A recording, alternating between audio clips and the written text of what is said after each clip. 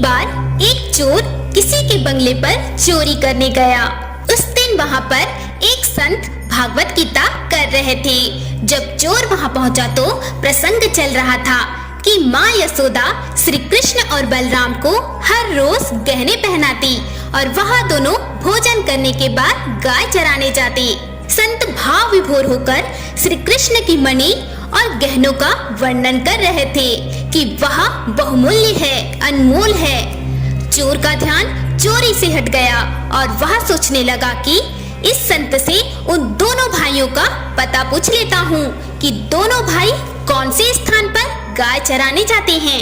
मैं उनके गहने छीन लूंगा और माला माल हो जाऊंगा। श्री कृष्ण की लीला देखिए।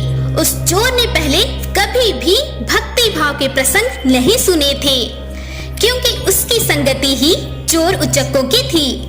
वह तो बस चोरी, छीना झपटी और मारपीट ही जानता था।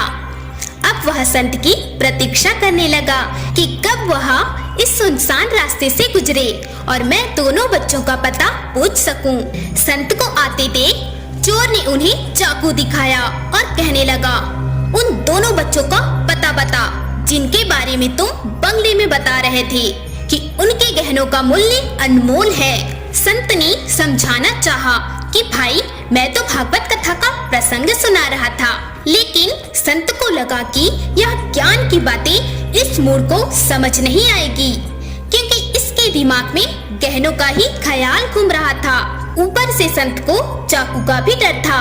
संत ने जान बचाने के लिए कहा कि वृंदावन चले जाओ, वहाँ दोनों भाई सुबह गाय चराने आते हैं, वहाँ तुम उनसे मिल लेना।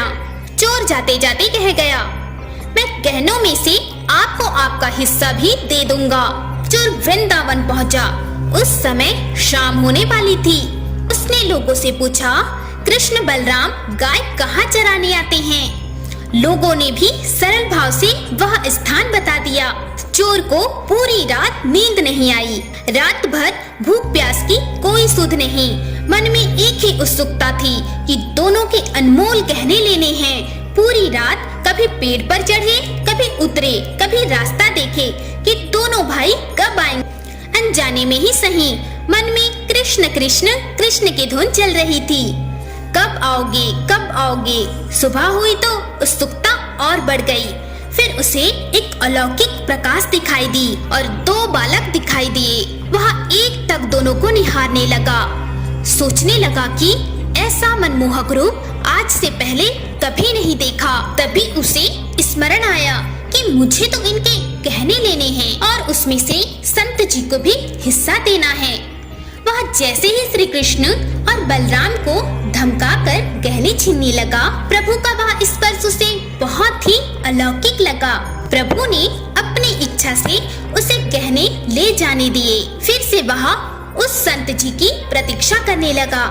संत जी के आते ही कहने लगा कि अपना हिस्सा ले ले, मैं दोनों बालकों के गहने ले आया हूँ। संत जी हैरान परेशान, अरे भाई तू किन बालकों के आभूषण ले आया? चोर ने कहा, भूल गए क्या? कृष्ण और बलराम का पता आपने ही तो बताया था। मैंने बालकों से उनका नाम पूछा था, उन्होंने अपना नाम कृष्ण और बलराम ही बताया था। संत जी कहने लगे कि मुझे भी उन बालकों से मिलना है, मुझे भी ले चलो। दोनों उस स्थान पर पहुँचे।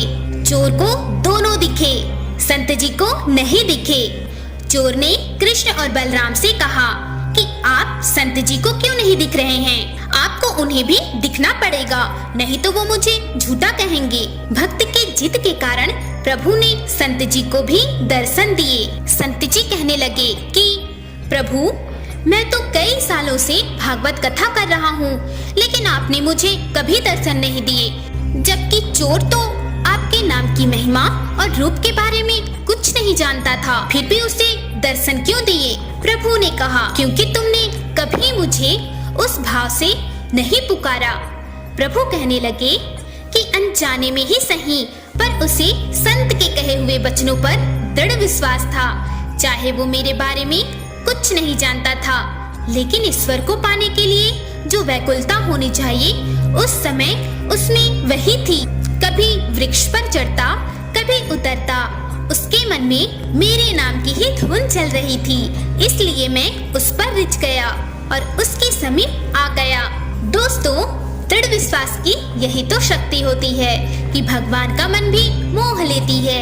इसी विश्वास के चलते स्वयं भगवान ने एक चोर को दर्शन दे दिया, भले ही चोर को पता ना हो कि श्री कृष्ण स्वयं भगवान हैं। फिर भी उनसे मिलने का अटूट विश्वास, ललक और उत्सुकता ने स्वयं भगवान श्री कृष्ण का मन भी मोह लिया।